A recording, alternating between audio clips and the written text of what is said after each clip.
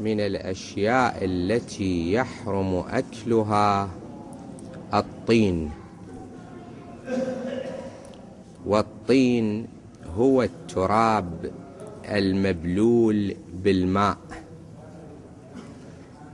ويطلق على ذلك التراب الذي بل بالماء ثم جف أيضا لفظ الطين. المهم الطين حرام، ويلحق به على الأحوط التراب والصخر والحصى ونحوها الأرض. المدر هو الطين اليابس.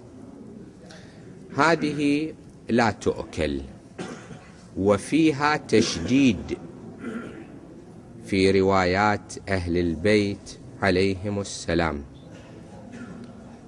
بعض الناس يعتاد أو يرغب في أكل الطين لأسباب، وقد تشتد رغبته. هذا ما يعتبر مبررا ومجوزا. بعض النسوة عندما يحملن أكو تعبير يقولون تتوحم، تشتهي بعض الأشياء، فبعضهن يشتهين أكل الطين. خلي تشتهي، والله اشتهت تشرب خمر، شايف كيف هي؟ نقول هذا حرام ممنوع، تشتهين لو ما تشتهين ما يجوز. وطين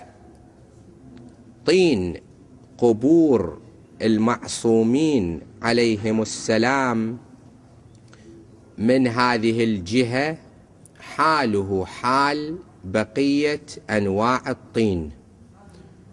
طين قبر رسول الله، قبر أمير المؤمنين، قبر سائر المعصومين عليهم السلام، كله محرم إلا طين قبر الحسين صلوات الله وسلامه عليه.